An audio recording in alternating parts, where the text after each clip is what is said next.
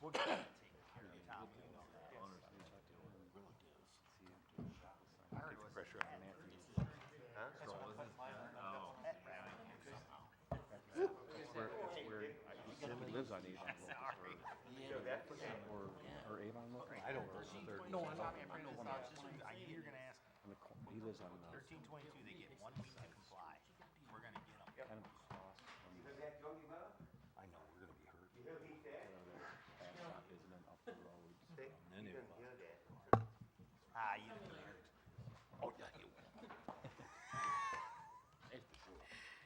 Good evening. Cody, could you please give the invocation? Good evening, everyone. Please join me as we pray. Father, I come to you in prayer for the meeting of the City Council. Lord, nations, communities are blessed by righteous rulers who lead well, and so I pray for these officials. Help them to govern well, lead them in straight paths, and may they not stumble in the way. Please provide them with all wisdom and integrity to do what's required of them as they make decisions for the city. Help them as they seek Freeport's good and its revitalization, and as they lay groundwork for generations to come. We pray for this meeting that you would bless it and that it would go well, and we pray that Freeport would flourish in their care. We pray all this in the name of your precious Son. Amen. Thank you. So now we'll officially call this meeting to order. Madam Clerk, could you please take the roll? Mayor Miller. Here. Alderpersons Borneman. Monroe. Here. Ross. Parker. Here. Busker. Here. Shadle. Here. Mysick. Here. And Barr. Here. If you could please stand for the Pledge of Allegiance led by Alderman Shadle. I pledge allegiance to the flag of the United States of America and to the republic for which it stands, one nation, under God, indivisible, with liberty and justice for all. And Alderman Shadle, the meeting's yours. And we'll move to item 4, which is approval of the agenda. So moved. Second. Motion by Alderman Busker, second by Alderman Monroe. All in favor? Aye. Opposed? Motion passed. Item 5 would be approval of the minutes from the Committee of the Whole meeting held on January 9th, 2023. So moved. Second. Motion by Alderman Barr, second by Alderman Ross. All in favor? Aye. Aye. Opposed? That's passed. Item 6 would be public comments. Is there anybody on for agenda items? Seeing nobody? And is there anybody there? There wasn't a minute ago. No, nobody on there. Nobody signed up. We'll move to item 7, which is Freeport Housing Authority quarterly presentation presented by Babette Jameson Barner. I'm sorry. Thank you.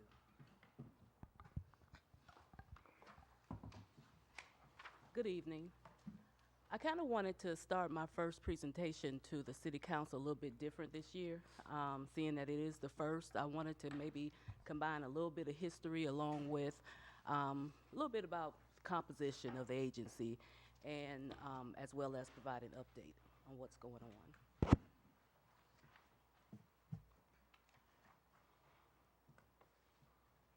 For the last few months, I've been providing this checklist to the committee.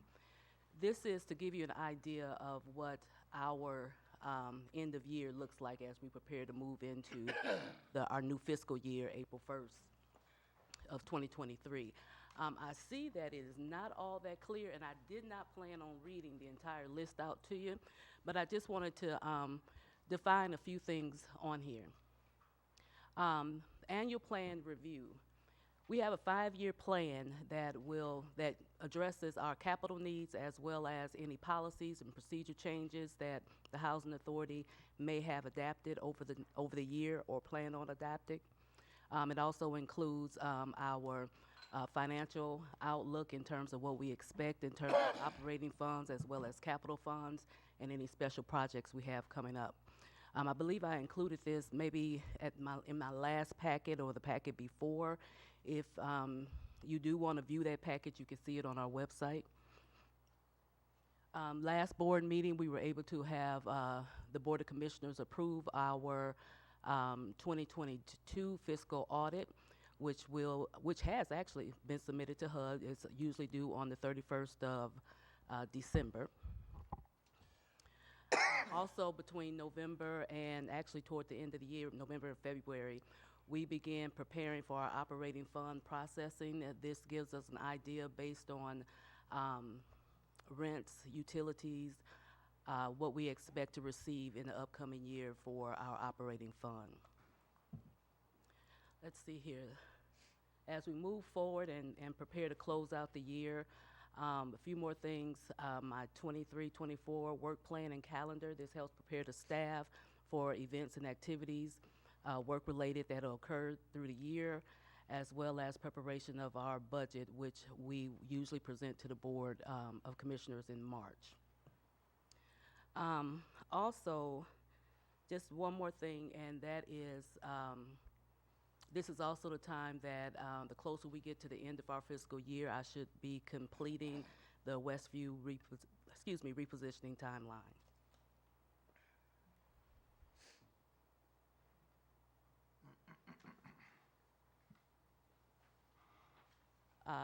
Every year I prepare a work plan that includes all of the goals that HUD evaluates us on. One goal is governance, and eventually we'll talk about all the goals in upcoming meetings. And one goal, and you've heard me say this before, is the training of our new commissioners and ongoing training of our current commissioners. We just completed commissioners orientation for 2 commissioners that included needed trainings that had to occur or must occur over the next 6 months, as well as any technical training in order to participate in the meetings. I like to, stress, this is one area that I continue to stress, and that is, first of all, the appreciation that I do have for the appointments of commissioners. And the training is so important to keep them informed so they can make thoughtful decisions. Housing, you may know, it's thankless work, and it's a lot of work. And my goal is to make sure that board members receive the information that they need, particularly when they take on the responsibility of committing 5 years to the Board of Commissioners.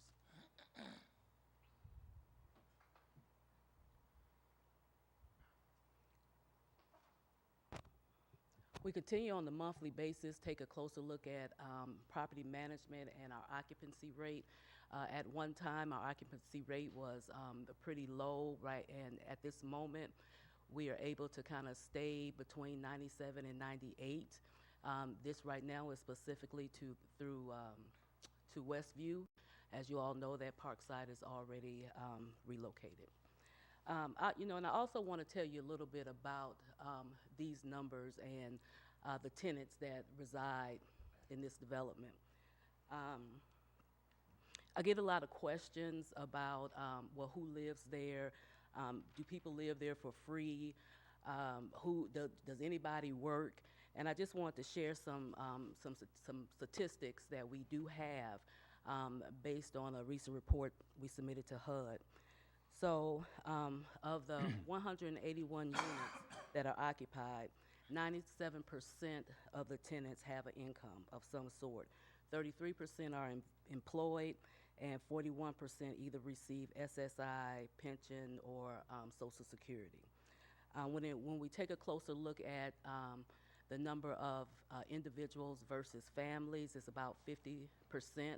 50% individuals, elderly, a variety of ages, as well as about 50% of families.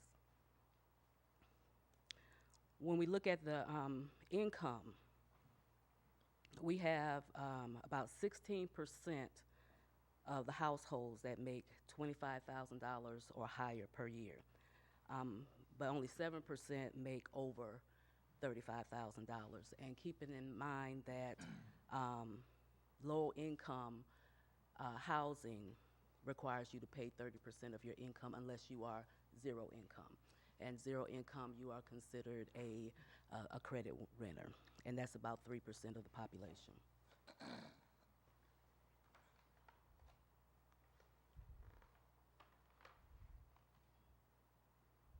Okay. I want to briefly provide you with not just an update, but just some clarity on the Westview repositioning. I want to just make certain that there's no confusion in terms of what we're looking to accomplish during this process. Besides managing residential rental property and implementing the government housing program, we also have to focus on developing real estate. And so these units that I have been talking about over at Westview and Willow, a total of 196 units. We've already discussed the units that will be taken offline, but we're also looking at being able to provide 14 additional subsidies for single-family homes and through Section 8.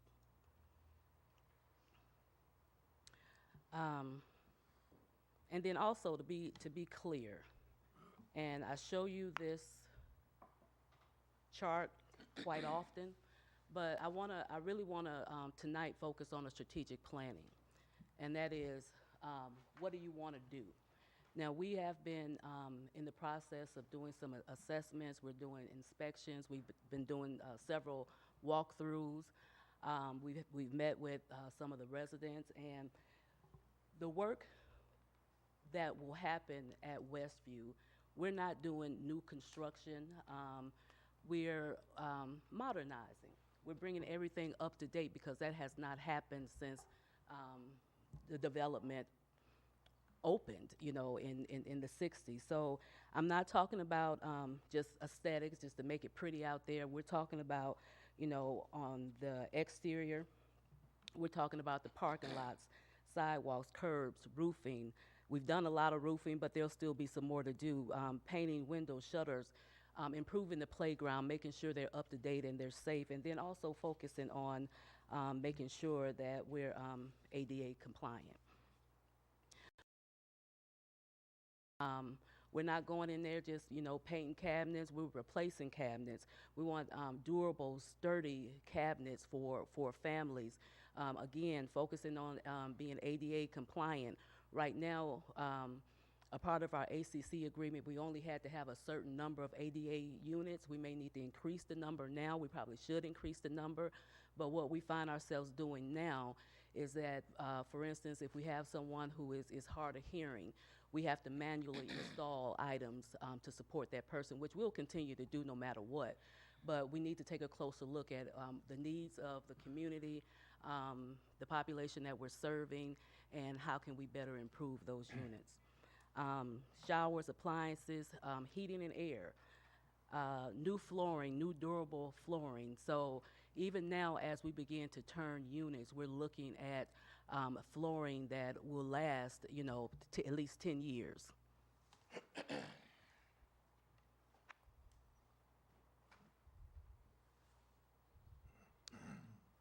Parkside development.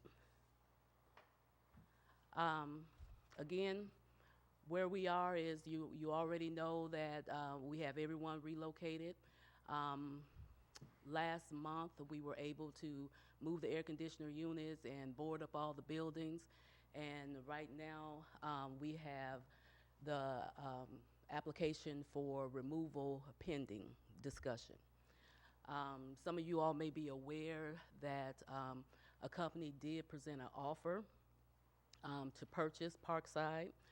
I have had a conversation with that company, and what I need to be clear on, and it's kind of going back towards what we talked about with the Board of Commissioners, and that is they are our decision makers.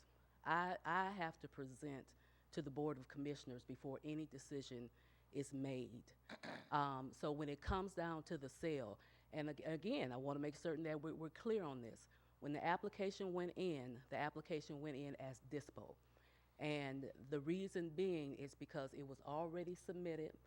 We didn't know exactly what was going to happen, but we also knew that we would be able to amend it at, you know, once we relocated everyone. We did not want to stop back in September to try to amend that that request because it was going to set us back, and that's September of 2020. So I say that to say, I also need to share, not only is it important, or I'm mandated to make sure I make this presentation to our Board of Commissioners, but it's also our fiduciary responsibility to consider offers. It's not my responsibility to negotiate what the offerer is going to do with it, but it's my responsibility to present the offer to our board. And our next board meeting is Wednesday, and we will be presenting the discussion about the offer. I know there's been concern about entering into the building and removing meters. Unfortunately, I cannot pull the 3 maintenance men that I have off their preventive maintenance plan. I can't pull them off their work orders. I can't pull them off housekeeping inspections to stop what they're doing and pull doors off of 71 units. And I just want to make that clear, because often, and I've said this often, if there are any questions, please call me. Please come to me. My door is open, and I want to be able to talk about it to the greatest extent that I can, that regulations allow me to be able to do that before talking to my board of directors. So, do we have any questions? I got one. Alderman Ross, go ahead. Oh, excuse me. When you said there's an offer that was made on Parkside, did the person say what their intentions were to do with it if the offer was accepted? I didn't ask. I spoke to the developer, Okay. and I told them that the city would be against the housing development that they plan to do. It's a private construction company. So they, follow up. Go ahead. So in other words, this company wanted to redevelop or something like that and make it into apartments or whatever and go from there? Yes, I made them aware of all the challenges they're going to be up against. Excuse me? I made them aware of all the challenges they're going to be up against from a development standpoint, from permitting. Essentially telling them we would not be issuing any permits for it. Okay, thank you. Mr. Chair. Yes, you were talking about having your maintenance, not pulling your maintenance personnel off to take doors off the units. Could you kind of elaborate on that a little bit? Why would they need to do that? The board up. There is a request to remove the water meters, and it's my understanding that Waterworks would have to enter into the apartment to remove the meters, and we just completed board up, and we'd have to take them off. Okay, Yeah. thank you. I have just a question. You said the overall plan was on your website. Well, could you give us your website? Yes, www.freeporthousingauthority.org. Just totally spelled out, Yes. freeporthousingauthority.org. Thank you. And we can also send links to the plans as well. Alderman Monroe? Yes, Director Duckman. So explain a little bit more about why the city would be against that development. Sure, the development's in the FEMA-regulated floodway, and so essentially we have some appraisals that have the value at 0, and you're only allowed to improve it to 50%. So I believe I have some of the appraisals here for the area of this. A licensed appraiser gave a value of $0, so you cannot actually improve the property. Okay, thank you. If I may, Mr. Chairman, add to that. We're in the process of buying properties in that area and moving people out because of the floodway. And these properties, even though they're above the last couple of floods we've had, the streets that lead to them do not. So these people would be isolated that are in those buildings. And what's going to happen is if you sell these properties now to a private developer, the city's going to come back sometime and line up buying them from a private developer. And right now they're in government hands. We got to leave those in government hands and tear them down. There shouldn't be It shouldn't be used at all. I mean, it's bad enough that the school district, you know, took all the students out and now they're using it for other purposes. But, you know, we can't make that mistake. We can't allow that mistake to happen, that these buildings are being used. We just bought HB Plastics. You know, we're always in the process of getting more grants, more DNR grants, so that we could buy some of those other industrial buildings, the churches that are there, and the homes that are not in our first round of flood mitigation. So we've got a concern about what goes on in that area, and it's all floodway, and you can't build it, and you can't improve on it. Alderman Monroe. Yeah, thank you, City Manager. I think it was just important to kind of get that out there so that the public knows. I think we're all in agreement on that front. It was just more of just kind of explaining it a little bit better and so everyone kind of can understand from the same point of view. Thank you. Alderman Chairman. Alderman Ross. Ms. Varner, how do we look right now for demolition for Parkside? Right now, the demolition discussion with HUD is pending until my next board meeting. So in terms of how, again, I mentioned when the application went in, we put it in for disposition. And we did have a conversation with the city of different options that could occur. And it's not to say that, you know, those options are off the table. But what I'm working on and will continue to process is once I have the conversation with our board, we can continue on with the process. Now, again, I kind of reviewed some information from 2020 discussions that we've had, and I just put a summary of the appraisal on the screen. And I just want to share this with you all. You can see that the residential units, they're zero value. The office area as well as the community center was not in the application because of the value. But the appraisal, and plus we planned on keeping them. We need storage. There's no reason for not having community space. And then there's also the appraised value of the land that's identified there. So I just want to be clear, when we pursue demolition and when we put out our RFP, that's going to be based on the residential units and not the non-residential. Okay, follow, Chairman. Go ahead. In other words, you're going to keep the Arthur Monroe Center? That's the original plan. That was the original plan. Okay. Yes. That was, I put it this way, the Monroe Center was not due to be demoed or sold. Okay.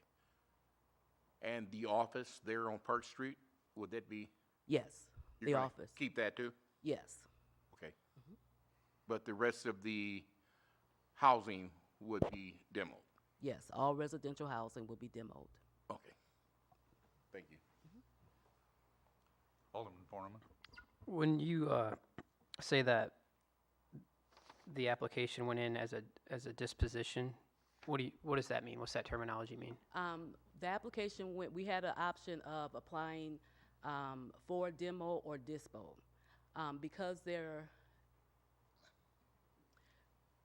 Because we knew that there was an opportunity that we probably could dispose of it probably, and we had conversations with the city, that we could sell it to the city.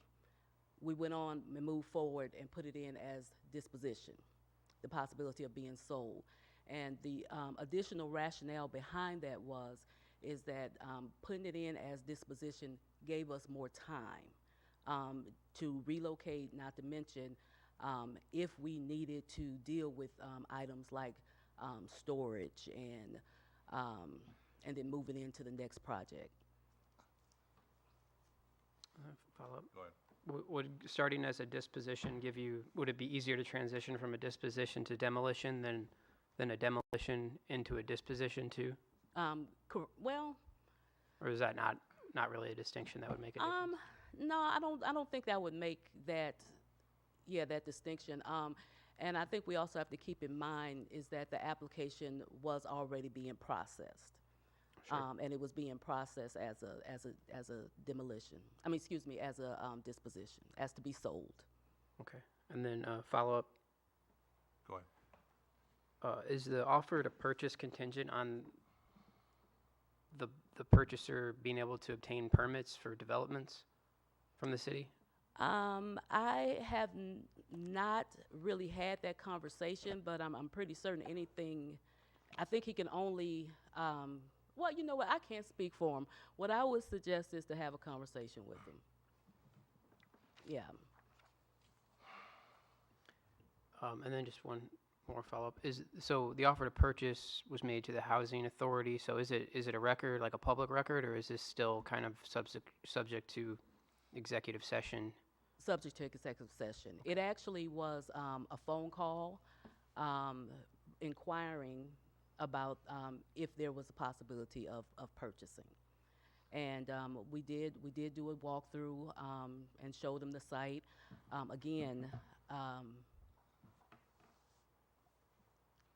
Well, again, honestly, it's not my place to ask him what he wanted to do. The reality of it is that, yeah, I looked at his website. He does a variety of different things. And that's just based on the phone call that I received. But, you know, we still have to focus on what's, we have to focus on the public good here before any decision is made. And these are the things that in executive session, the commissioners will discuss. And then just one more. The Westview, so just for people, just for clarity, Westview is the one located near Sullivan's and behind McDonald's? Yeah, yep, near Sullivan's, behind McDonald's, and then also behind Lincoln Douglas. So that one, you said, hasn't been really renovated since the 1960s? Yes. Could you tell us the size of the investment that you're looking, you know, have you decided that yet? And does Yeah. the proceeds from the potential sale of Parkside a factor in the potential sale would leverage financing for Westview. That is the one thing that came up. Yes, it would leverage financing for that development, for the modernization. The other thing is right now we did an assessment of the outlook over 20 years in terms of just preventative maintenance, things that need to happen to keep the units up to date. And we know that capital funds will not allow us to update those units. It'll help us maintain it, but not completely update.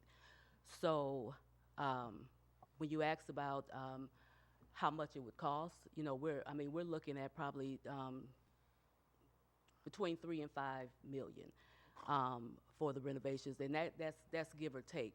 And the reason why I'm saying at least probably about that much or that large range, because that's a very large range, is because of what we've experienced over the last couple of years with inflation and increase of supplies. So we'll do our best to keep it towards the more of the $3 million, but it all depends on financing. Alderman Ross. Chair. Okay, when it comes back to the sale of the property, correct me if I'm wrong, if the city was to own the property, they would be responsible for demolition, correct, and not the federal government? Correct. If the federal government was responsible, they would probably take a little bit longer for it to be demoed then. Well, yeah. What'll happen is that, and this was another thing. The reason why we put the application in the way we did is because it's gonna take time to raise the money. We're gonna have to rely on grants and other federal funding sources. Okay. For demolition. Okay.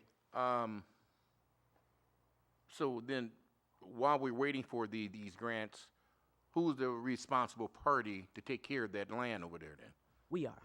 Okay, you're still gonna mow the grass, and Yes. do the upkeep, shall we say? Yes. Okay.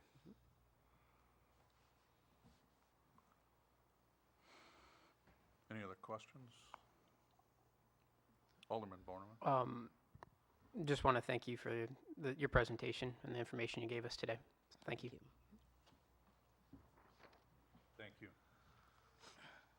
Moving on to item 8 on the agenda would be the presentation of branding designs presented by Graham Spencer and Director Sutter.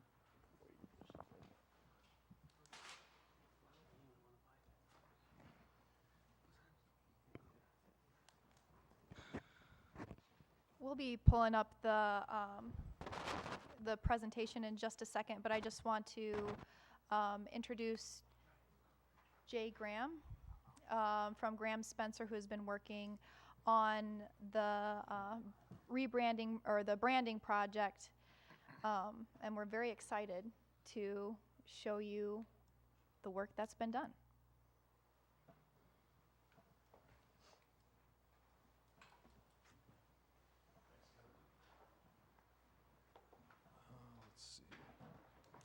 All right. Good evening, everybody. Thank you, Mayor, alderpeople, staff, Kevin. It's been a fun project to work on, and I'll just jump right into it because I know you guys have a fairly short agenda this evening. I'm sure you want to get to the rest of it. I'm feeling like this might be slightly uncentered vertically. Are you able to? Well, we'll see. We'll see if it works for the rest of the pages. It'll probably be fine. I just want to remind you all that we conducted a research process that informed the design solutions that we presented to the city of Freeport, and that consisted of, it was kind of an appended version of what we do for these kinds of projects. We call it G-Search. In this case, it was primarily qualitative research. We conducted in-depth interviews with a number of City of Freeport stakeholders provided by city staff that helped inform the design solutions or the decisions that we made, both in terms of design and positioning that influence the work that you're going to see. And we're going to show you the two finalist options that were preferred by Mayor Miller and city staff, and they include both logo and tagline, and we're going to show these to you both in their pure form and installed on the water tower and in letterhead design. I just want to mention that when we're making these kinds of design solutions, there are some boxes that we want to try to check for communities. One is that the work is authentic. It comes out of the soil of the community, and people in the community can look at it and believe it, and people from the outside can look at it and assume that it's true. We want those solutions to be creative. We want them to be memorable, and to the extent that we can, we want them to be unique and ownable. Ownable is not really a word, but we like it. We want this to be. We want the work to go beyond unique, I guess, is a way to, and make it feel like the community can actually say, this is really us. So the first solution here, you can see that it's a graphic reference to a pretzel that forms a heart. And this particular logo we're showing it in the first case in a stacked configuration, and in the second, we're showing the ability for it to be flexible enough to have a horizontal configuration as well, and showing this tagline, Heart of the Heartland, which feels good to us. There aren't a whole lot of communities that could say that with a straight face, but I really think that Freeport is one of them. This is a heartland community, and I think that it's indicative of a true heartland community that there's another qualitative statement that we make in the next concept that I'll show you, and we'll get back to this in a second. But this is what letterhead could look like with this particular concept. It's a little tough to see on the right, but that's the front of the business card and the back of the business card on the right. And this is how the stacked version could look on the water tower. The origin of the pretzel concept is pretty obvious. It goes back deep into your Germanic history and the notion that there was a lot of beer brewed here and there were a lot of pretzels consumed. It's not necessarily something that's meant to reference the high school, high school mascot, but to the extent that it's in sync with that, it's not a bad thing. The second option is, this color looks really washed out in this, I'll apologize about that, but the colors are a little richer when you see them on paper or actually on a computer monitor. But you can see that this is a leaf, and there's an oblique reference to farm fields, farm rows with a river running through it. And the tagline, "Life at Your Speed," is something that came straight out of the research that we did. People talked about the fact that one of the things that they appreciate about Freeport is that you can work at almost any level here. You can work, as a remote worker for an international company, and some people do. Quite a few people do, actually. You can be in healthcare. You can be a farmer. You can run a salon. You can do all kinds of things and live a fast life or live a slow one.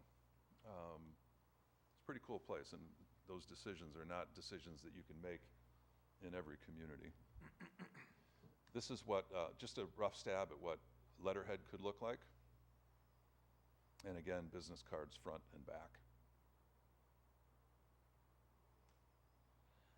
And here's the water tower.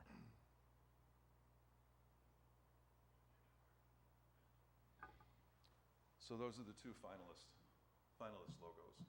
Does anybody have any questions about our process, the outcomes, tagline, positioning, where you go from here?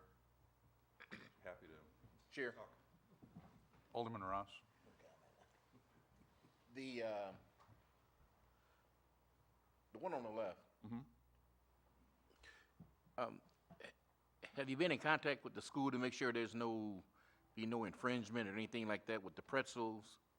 There wouldn't be. I mean, from the standpoint, believe me, a pretzel is something that no particular institution could own. It's kind of like, I remember many years ago when we were really young and dumb, we entered a competition to make a logo for the Dallas Mavericks, and that logo is very much like the one that they actually are using today, with a horse with fire and a mane and all this kind of stuff, and so much so, it was so close to what we did. This was like in the late 90s the late 80s or early 90s. It was so close to what we did. We actually consulted with an attorney to see if we had any recourse because they didn't want to pay us for this. They said that they came up with it on their own. They threw this thing out there. Mark Cuban threw this out there to the world to have design firms compete for the right to do this. And like I said, it was dumb to do it. But at any rate, the lawyer basically said that you can't trademark a horse head or fire. And I'm sure Alderman Borneman would probably chime in to the affirmative that these kinds of things that are so ubiquitous in our culture and in nature are really hard for us. I don't think the school district would have any recourse to claim it as their own. I think the question is, to me, the question is, what is the community most likely to embrace and feel really strong about? Follow up. No, it's a good idea. Don't get me wrong. But I do like it. We like it a lot. We like both of these. I mean, I think these are real strong work, personally. But the reason why I stated that is just that it could be just that one person. Oh, sure. Well, maybe that one person that brings a crowd. But no, it's a good idea. Thank you. I think that there's a very clear distinction between this and any pretzel that I've seen. Again, the double entendre here is that it's a pretzel that forms a heart, sort of folded hands together,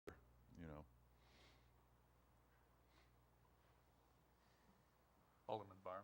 So thank you for the work. I agree too. I like them both. They're both very Thanks. strong.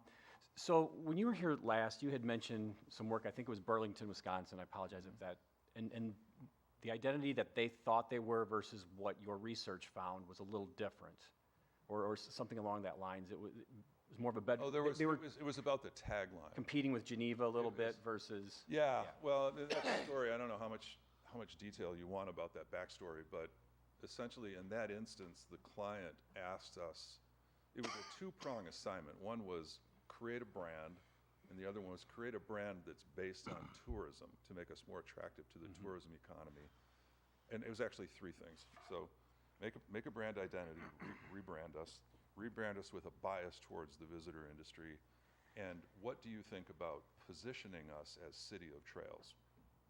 And so what we quickly discovered during the research process was that there were already 2 cities of trails in Wisconsin. That was one sort of strike against that particular idea. And then the more we looked into it, we realized that there had been a citizens committee that had come up with this idea to brand the community City of Trails. And it was based on the fact that there was an old ag, railroad right-of-way that had been converted to an ag lime trail, which was pretty common in the Midwest, that ran along the outskirts of Burlington, Wisconsin. But it didn't connect to anything in the city. We didn't see the idea, without spending $10 to $20 million of very intentional strategic investment, we didn't see any way to monetize the idea of calling the community City of Trails, because and also nobody could quantify how many people on bicycles rode by on this ag line trail either. The state of Wisconsin couldn't quantify it. The city of Burlington couldn't quantify it. We checked it out. I'm a cyclist myself. I used to race bikes, and I had been on that trail before on a training ride years before, and I didn't encounter another cyclist. So anyway, it was an idea that didn't fly. And at the end of the day, our outcome was to suggest to them that they not try to position themselves as a sort of a powerhouse visitor attraction community because they're 12 miles from Lake Geneva. Sure. And the other 2 things that they had that were sort of attractive assets were lakes that are sort of these shallow, by their own admission, I mean, they're sort of shallow, weed-choked lakes. They've had lots of conversations about opening up, getting in and dredging and stuff like that. Meanwhile, Lake Geneva is one of the, arguably one of the most beautiful deep water, freshwater lakes in the world. So I guess, thank you, and that makes sense. My question for us, for our city, is I like the tagline "Life at Your Speed" because it is a community that has a lot of different options. It is. And can you elaborate on your research a little bit with respect to that? What you found? Well, comments or thoughts? Everybody from the chief executive of your healthcare institution here, the health system, to Amy Fairweather, who has had a lot to do with All in Freeport, and has a position working with Acreage Holdings, and everyone in between talked about the freedom that you feel here to live your own life. I mean, I think it's a neat way to encapsulate this notion that you have a choice. You can work for a really big company somewhere in this new world that allows remote work like it does, but live in a small, safe, community where everything slows down a little bit. One of the lines of questioning that we asked is, are entrepreneurs supported here? And we never really got the great answer to that question, but I think to the extent that organizations like Greater Freeport Partnership exist and the city exists, and you all are well funded, and you want to see progress, for sure, and given property values in a community like this as well, relative to other places like even Rockford, for instance. It's a lot of freedom to invest in yourself and your family. Again, thank you. You're welcome. Any other questions? Alderman Borneman? So what would be the next step in the process for us here? From your perspective. I think that's up to Kevin to answer that. Yeah. So the next step in the process would be for you to deliberate and to decide which logo you feel more encapsulates the city of Freeport, which I just want to share my personal opinion that both of them I feel comfortable using as a logo and as a brand identity for Freeport. One is very strong in our heritage with the pretzel and the heart of the heartland, and the other one is very green space and attractive looking for visitors. So those are just some thoughts of my own. Both of them I feel comfortable with, but ultimately it's for your deliberation as to which one we move forward with, and then I would like to encourage the council to bring one to the next council meeting for action. So follow up on that one? Yes. And this could be for either of you, but what are your thoughts on bringing public input on making this decision rather than just the 8 of us here? You got any thoughts on that and taking place in other communities you've worked in, or Kevin, what your thoughts are on that? I'm not sure what they've done in other communities, and I'll let Jay speak on that in just a second. But ultimately, that's your choice of how much public input you'd like. I know that it feels rather short minute or last minute to present these and then say choose. Maybe you need some time to think about it, and we bring it up again. But what do you have to say about? I think, personally, I have professional and personal feelings about this sort of thing. I think representative government, indicates the idea that those who are represented, that are elected to make decisions. And this has been a very deliberate process. We have a lot of experience doing this sort of work.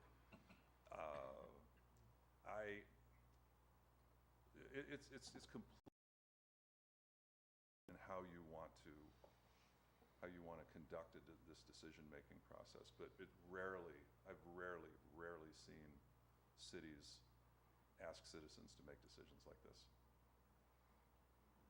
I've actually never been a part of a process like that myself, and we've branded many companies and communities over the years. It may happen in some places, but it's got to be. I suspect it's very rare. Sure. I guess just comment amongst ourselves here. There's, like Kevin said, there's not really a rush. So, I mean, we could move this to table this for all of us to take input, and then come back and make a vote on it at a later meeting. So that would be one way to go about that. Would that be something we'd make a motion to bring it back, or?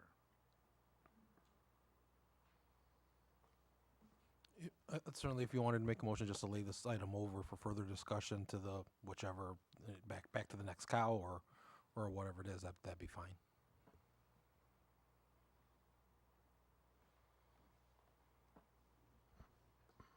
Mr. Chair, Alderman Busker. I make a motion to move this to the April cow for further discussion and consideration.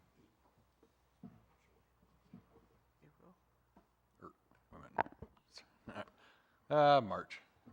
Sorry, a month ahead of myself. I'll second that. Motion by Alderman Busker, second by Alderman Borneman to move this to the cow. Do we need a vote on that? Before we vote, I just thank you for your time and the work you put in, and I think we have a tough decision you gave us 2 good options. Thank you all. All in favor? Aye. Aye. Opposed? Nay. Motion passed. Thank you very much for your hard work, sir. You're welcome. Thank you all. Appreciate it. Okay, item 9 on the agenda would be a report on the Air Show 2022 and a share of plans for the Air Show scheduled for September 16, 2023, presented by Mark Menino. I agree. All right, good evening, everybody. Well, when we started this a couple years ago, we said that every year we want to make it bigger and better every year, and this last year was no exception. We definitely improved in a lot of, or increased in a lot of things, and I'll highlight a few of those. Attendance went way up. We went up to 1,700, so that was a big jump from our first year, and that's even considering Cheese Days was going on this year, Peck Thing, and there was a big reunion in town. So we had a lot of things going on in the area, but we did see a big jump in attendance. We had a little bit of rain at the end. It was just real light rain, but it kind of hurried the end of the show. But we got everything in, so it was a complete show. The busing went really, really well this year. That was one of our concerns from the first year, not knowing what to do, not knowing what to expect. So we had 5 full-size buses this year. We also had a short handicap bus, which also took passengers. The previous year, we just had a handicap van. This year, we had a bus, so we could take passengers and handicap people over, wheelchairs, et cetera. And then we also had 2 15-passenger vans that we used at the end of the show to help speed up the exiting of the showgrounds. But we had a lot of people from all over the Midwest. This area, I shouldn't say Midwest, but this area, Iowa, Wisconsin, Indiana. We even had people from Ohio that came this year. So what we're thinking, what we still see is the evolution of this is that it's going to be a regional thing, which is going to encompass this whole area, and similar to what Rockford did. Most air shows do. That's what they do. That's their regional show, and people come from all around in that area to come and see the show. So we did see people from all those areas. We marketed way out there. We covered areas really, really well. So we've got the word out there, and definitely, it was kind of interesting though. A lot of people from north of Chicago, Lake in the Hills, all up in that area. We had a really big representation up there. We did we never focused on one area. We took, and every week we kind of went around, and so, but for some reason, a lot of people from up in that area did come. Waukegan canceled their show this last year, and maybe that has something to do with that, but we did pull in a lot of people from over there. We had a lot more volunteers this year. We got to get more. So it's the message we're going around to tell people. We need sponsors, we need volunteers, because this kind of an event is very volunteer dependent and heavy. So we are constantly, we started right after the show, getting the word out that we need volunteers and bring people in. We're also soliciting groups to see if some groups can get on board. We pulled in the Cedarville Lions this last year. They're taking the sponsorship of the VIP area, so they bring all their people to cover that area. This next year, they're back on board again, but they're also going to take care of all the food. The first year, we just had packaged snacks and water. This last year, we had hot finger food, soda, and water. This year, the Cedarville Lions is going to actually have meals, food in that VIP area. And the VIP area was packed. So a lot of people were in there and enjoyed the show from there. Freeport Ford has joined last year as our main show presenter, and they're back on board again this year. And so they brought several vehicles and put them on display. It really made the atmosphere. It was kind of unique, and it was just that's what I wanted to do. I wanted to be well-rounded, so we're not just focusing on one thing. We've got a lot of things going on to kind of meet the interests of a lot of people and a lot of ages. On the some of the things we had double static display this year, World War II era kind of planes and regular aviation. We did have the Curtiss Jenny scheduled to come. And the Curtiss Jenny is the first mass-produced airplane in the United States. There is a replica that they built over in Poplar Grove. It has an original engine, but the plane itself has been, it's a replica. They were scheduled to come this year, but the weather didn't cooperate with them, and it has to be good weather for that to fly. but they were disappointed. It was going to be on static display so people could get up close and see it, talk to the pilots, buy some of their souvenir merchandise. They are on schedule for coming next year, so we'll keep our fingers crossed that the weather will cooperate to get them over here. We had more food vendors. We had a lot of different groups coming. The Marines came the first year. We had the Navy and the Marines this last year. We had a lot of different types of vendors coming and showing their wares and talking to people.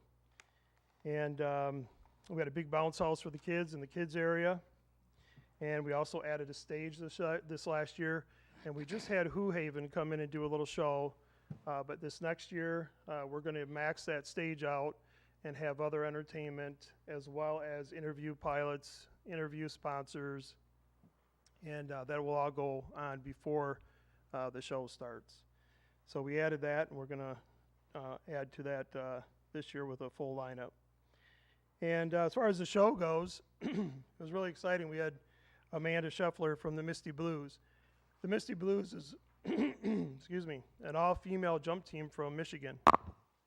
So Amanda came over, and she came down with the American flag to open up the show. 58-inch American flag. The world record is 60.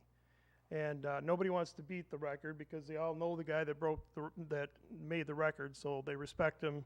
So everybody's always at 58 inches. But we got this 58-inch flag that came down here at the airport to open the show.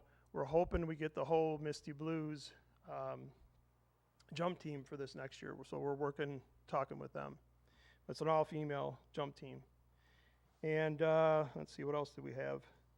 The comedy act, for those of you that were here last year, I mentioned we were going to have a comedy act, and that went pretty well. I think the fans, or the spectators, didn't quite understand it at first, but once it got up in the air, then they kind of figured it out, and that went well. And we had two jets, F-86 and the T-33 performed, and then we also had, for propeller aircraft, we had a P-51 and a T-6. And I'm also happy to say, too, we had 2 World War II vets in attendance. And we knew of one, so we recognized him. And then we didn't find out about the other one until after the show. The show was winding up, and we would have recognized him as well. But what an honor to have 2 World War II vets, especially today with the numbers dwindling so fast. But that was really nice. And we put them in the VIP area, so they could enjoy the show from there. This year, excuse me, we're going to add a small bounce house for the little kids because the bounce house we brought in was massive. It was big. So we're going to bring in a small one as well so that the little tykes can play in there. And then we're going to also work on the show with, like I said, the Misty Blues. But we're also adding a dead stick performance. Eric Edgren's going to do that. A dead stick performance is he's going to go up to about 10,000 feet and kill the motor, and then he's going to demonstrate to the crowd how you land an aircraft without a motor, without the engine running. So we're adding that this year. The Vanguard formation team is going to replace the Aerostars, and they have RV-3s. They're a 4-airplane formation team, but they're bringing 3 to the show for sure. They're not sure if the 4th one will be available for our date. But we are going to have the Vanguard formation team this year. Working on helicopters, and we do have the T-33 and the T-6 lined up for this next show. We're working on other ones too as well. In this business, in this industry, aircraft is, excuse me, aircraft is, it's subject to availability, subject to change. You have aircraft maintenance, and you have a lot of issues. So really, we won't finalize some of this stuff till we get closer to the date. But that's what we do have for sure lined up.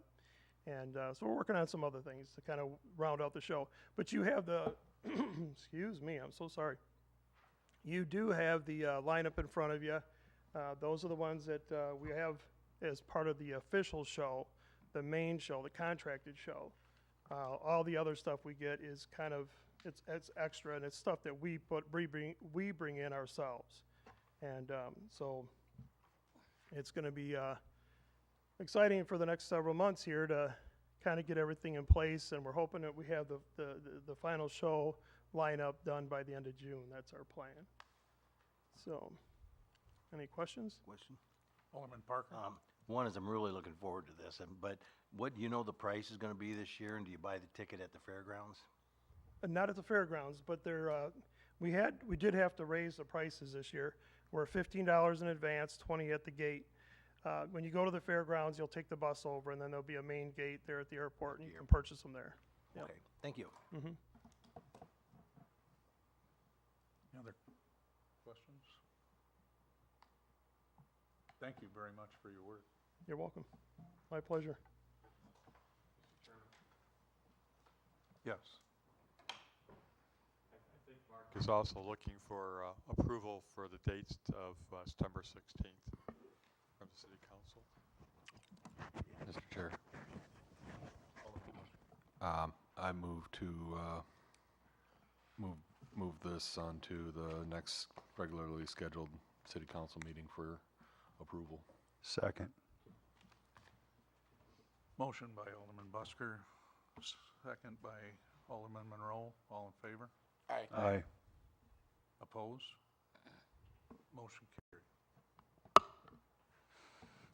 Item 10 would be the presentation of the 2022 City of Freeport Annual Report presented by Director Suter. Thank you. So you should have noticed that I put out a 2022 annual report on each of your desks. And this is a really fun project that is the culmination of all of the efforts that the city has put forth through different departments.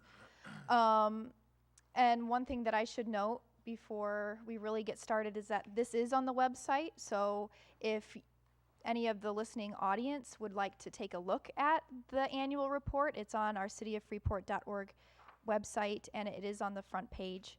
But rather than going through everything page by page, because we don't need to be here all night for that, I just want to tell you that it's all the departments from the clerk's office to the water and sewer billing office, the public works projects that were completed as well. There are photos of that.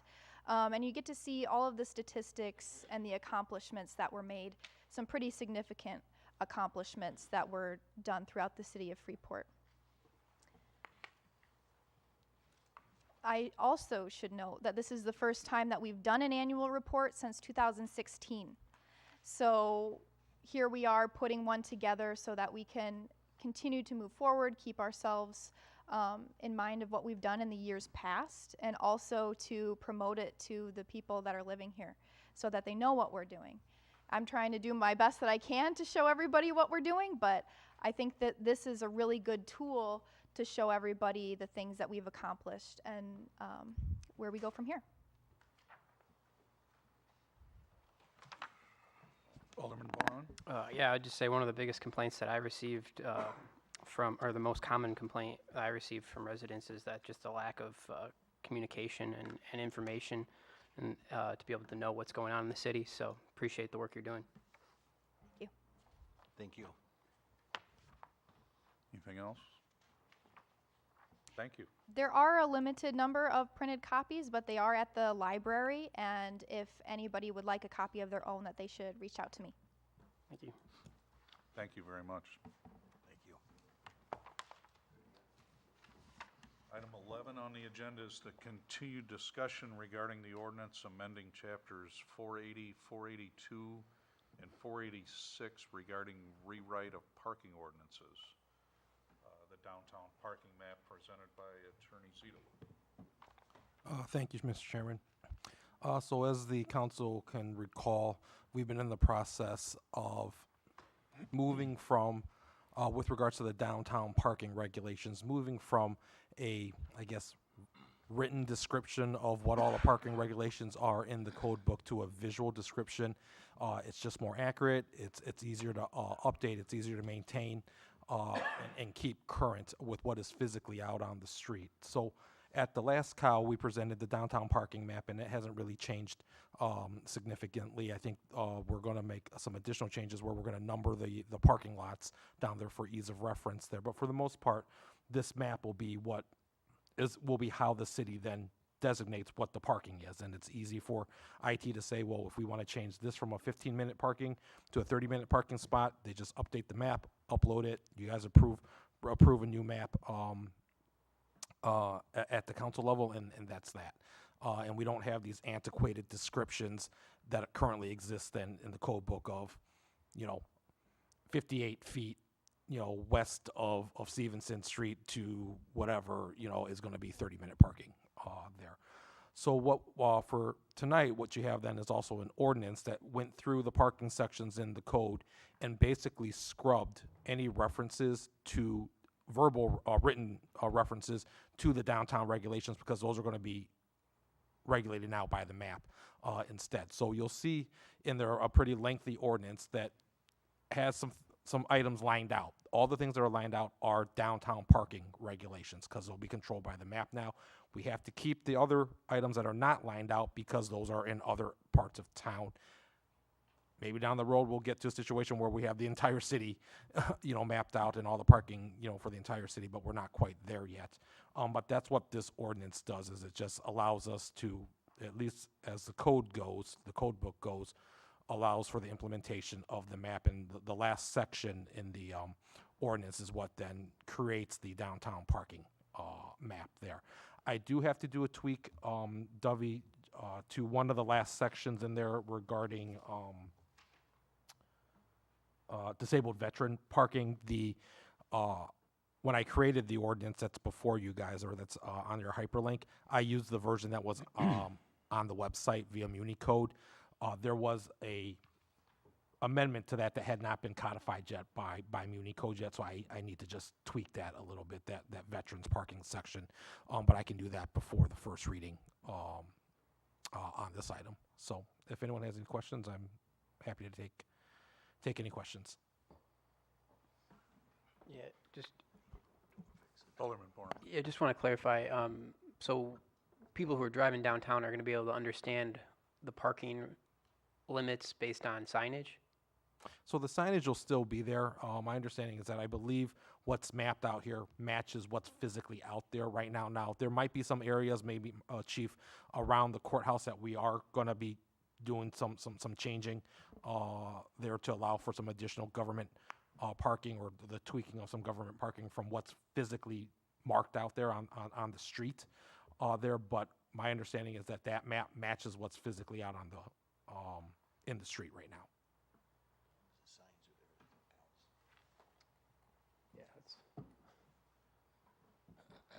Yeah, getting rid of that, the way it's codified would be great, because it doesn't provide any really understanding. So this looks like a good start, and as long as the signage is there to give people an understanding when they're out there, I think it works at all levels.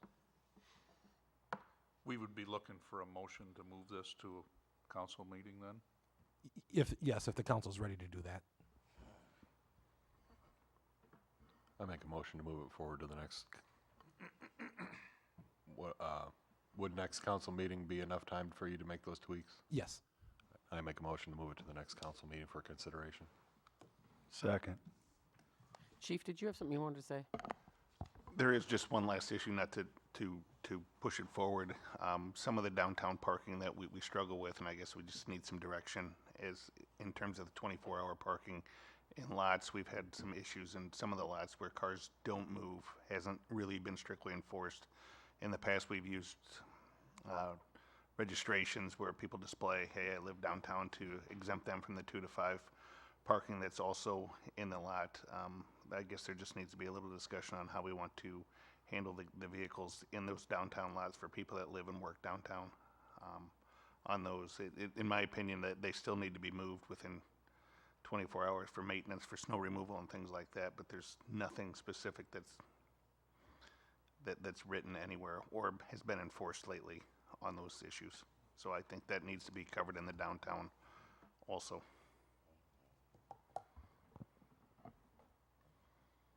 how do you want to move forward with that piece?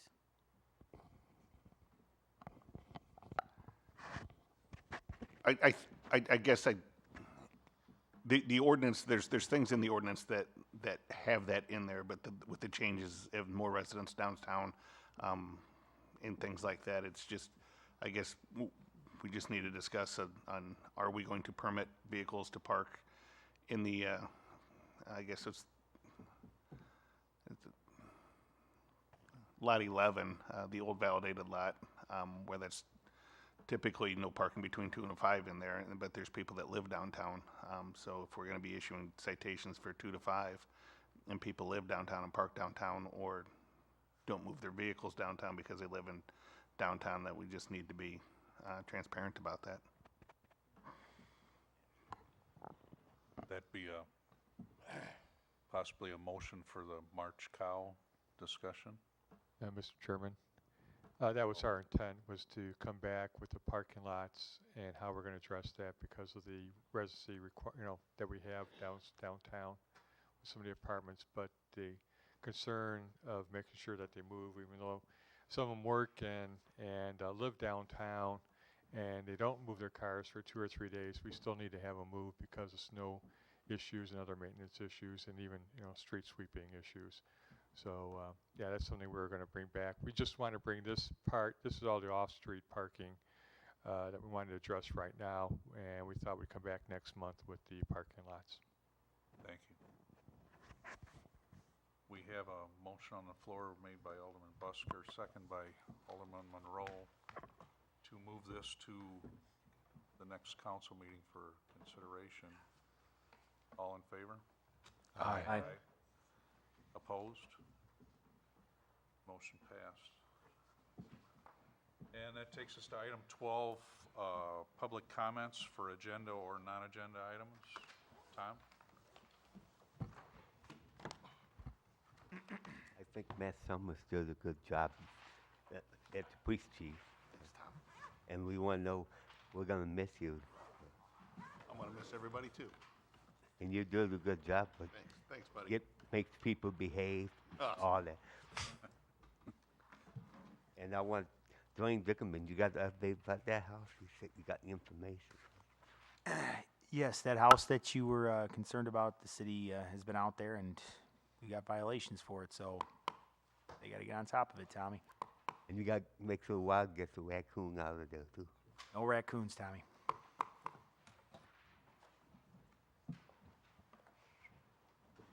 I just wanted to say that this will be my last council meeting with you guys. I accepted a call to pastor out in Pennsylvania, so mainly just want to say thank you for letting me pray for you guys and for your meetings. I really appreciate the honor to do that, and it's been great to get to know some of you guys and people on the council. So best wishes to you guys, and thanks for having me. Thank you. Thank you. Thank and you. best to you. Miss you at Chick-fil-A. No other public comments. I would entertain a motion for adjournment. So moved. Second. All in favor? Aye. Opposed?